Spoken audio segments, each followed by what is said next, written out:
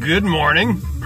Currently playing on my car stereo system on WHRB Harvard Radio is Anthropology by Max Roach.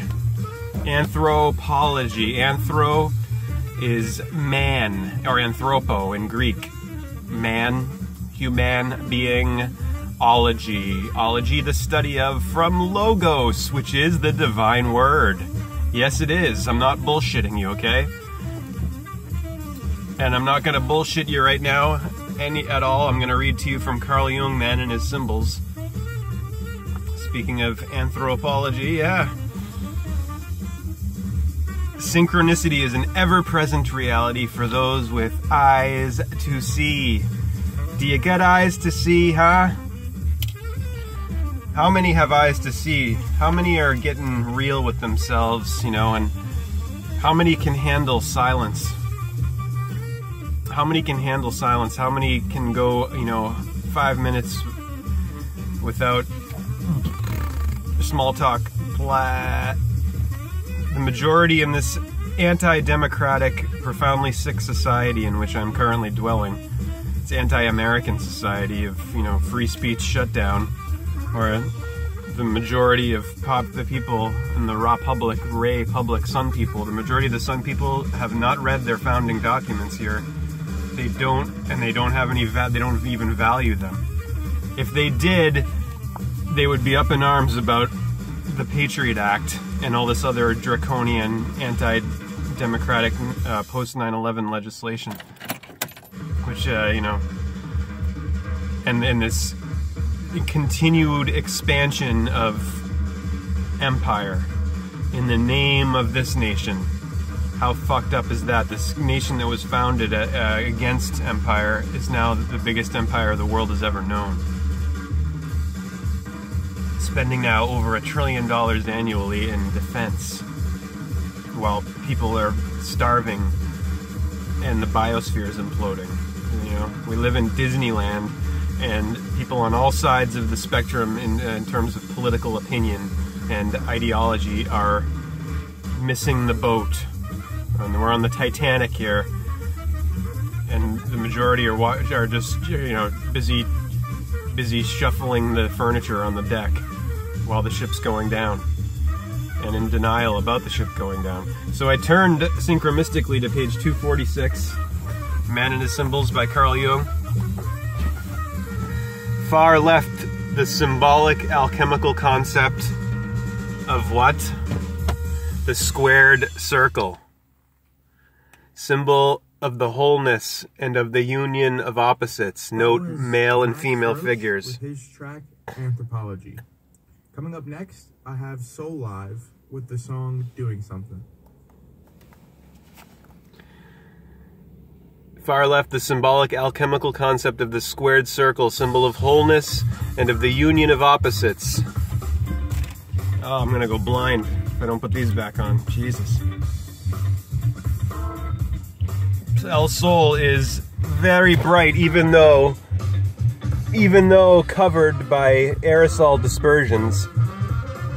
Look at all this aerosol spray here in the sky. Look at all of it. UVC radiation now reaches the Earth, okay? That's right before X-rays. Keep denying the implosion of the Mother Earth, of the biosphere, due to human folly, human lack of respect. Keep denying it and see what happens. I mean, we're on pace for extinction by 2030. Unless humanity, you know, last-ditch effort here, Hail Mary pass, unless humanity gets responsible quick. Far left, the symbolic alchemical concept of the squared circle. Symbol of wholeness and of the union of opposites. Note the male and female figures. Left, a modern squared circle by the British artist Ben Nicholson, born 1894. It is a strictly geometrical, empty form possessing aesthetic harmony and beauty, but without symbolic meaning. Right, a sun wheel in a painting by the modern Japanese artist Sofu Teshigara, born 1900, follows the tendency of many modern painters when using circular shapes to make them asymmetrical.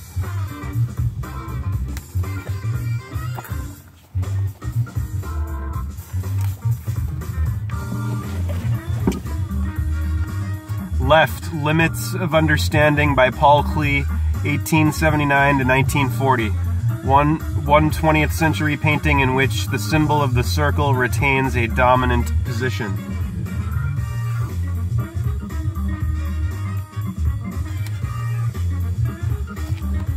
There's the cover of the book, The Labyrinth of Labor, of the Labia, of Yaja, Sun, Jason, Jesus, Jupiter Zeus. Among the many sects and movements that arose about AD 1000, the alchemists played a very important part. They exalted the mysteries of matter and set them alongside those of the heavenly spirit of Christianity. What they sought was a wholeness of man encompassing mind and body, and they invented 1,000 names and symbols for it. One of their central symbols was the quadratura circuli, the squaring of the circle, which is no more than the true mandala. The alchemists not only recorded their work in their writings, they created a wealth of pictures of their dreams and visions. Symbolic pictures that are still as profound as they are baffling. They were inspired by the dark side of nature, evil, the dream, the spirit of earth. The mode of expression was always fabulous, dreamlike, and unreal, both in word and picture. The great 15th century Flemish painter Hieronymus Bosch may be regarded as the most important representative of this kind of imaginative art. But at the same time, the more typical Renaissance painters working in the full light of day, so to speak, were producing the most splendid works of sensuous art. Their fascination with earth and nature went so deep that it practically determined the development of visual art for the next 5 centuries.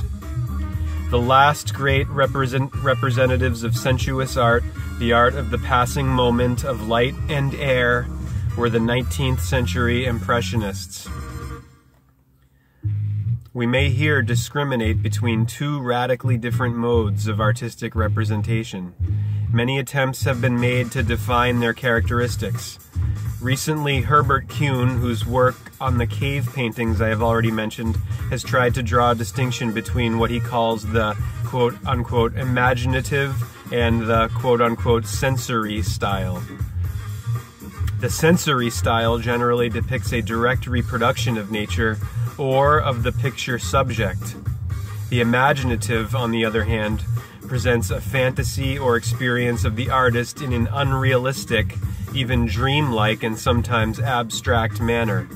Kuhn's 2 conceptions seem so simple and so clear that I am glad to make use of them. The very beginnings of imaginative art go back very far in history. In the Mediterranean basin, its efflorescence dates from the 3rd millennium BC. It has only recently been realized that these ancient works of art are not the results of incompetence or ignorance.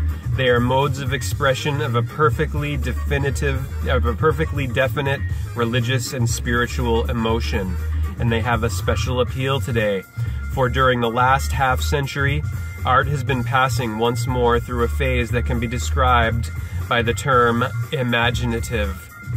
Today, the geometrical or abstract symbol of the circle has again come to play a considerable role in painting. But with few exceptions, the traditional mode of representation has undergone a characteristic transformation that corresponds to the dilemma of modern man's existence.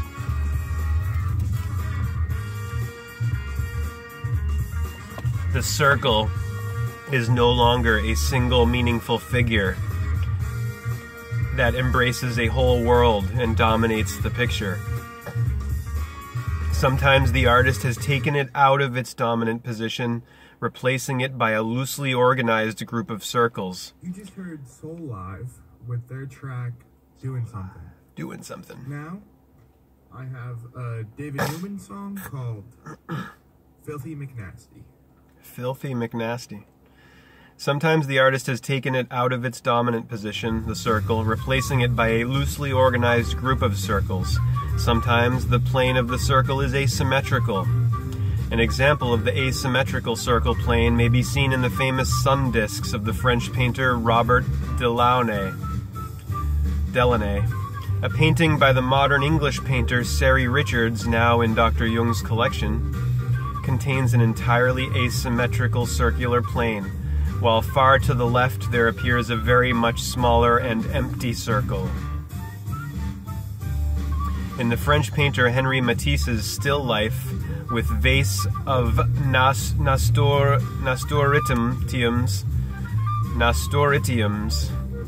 the focus of vision is a green sphere on a slanting black beam, which seems to gather into itself the manifold circles of the nasturtium leaves. The sphere overlaps a rectangular figure, the top left-hand corner of which is folded over. Given the artistic perfection of the painting, it is easy to forget that in the past, these two abstract figures, the circle and the square, would have been united and would have expressed a world of thoughts and feelings. But anyone who does remember and raises the question of meaning will find food for thought.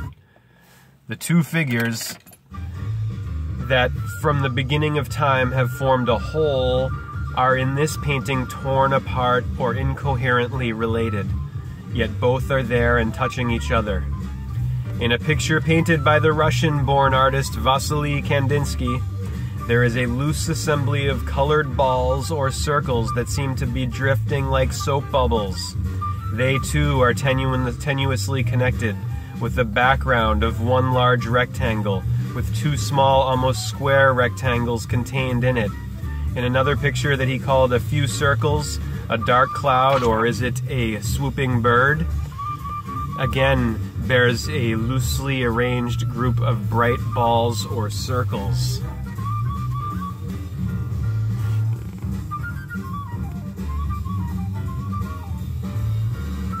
Circles appear broken or loosely scattered in The Sun and the Moon, top, by Robert Delaunay, 1885 to 1941. In A Few Circles Left by Kandinsky, 1866 to 1944. And in Landscape from a Dream, Right by Paul Nash, 1889 to 1946, below composition by Piet Mondrian, 1872 to 1944, is dominated by squares.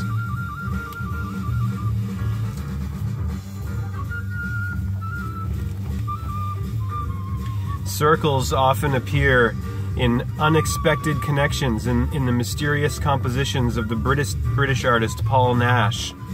In the primeval solitude of his landscape Event on the Downs, a ball lies in the right foreground.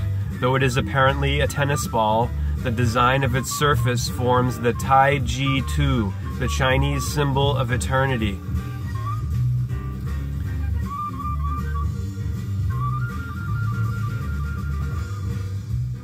Thus, it opens up a new dimension in the loneliness of the landscape. Something similar happens in Nash's Landscape from a Dream. Balls are rolling out of sight in an infinitely wide mirrored landscape with a huge sun visible on the horizon. Another ball lies in the foreground in front of the roughly square mirror.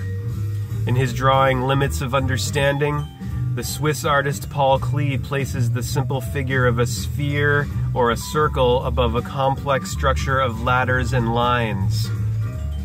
Dr. Jung has pointed out that a true symbol appears only when there is a need to express what thought cannot think, or what is only divined or felt. That is the purpose of Klee's simple figure at the limits of understanding.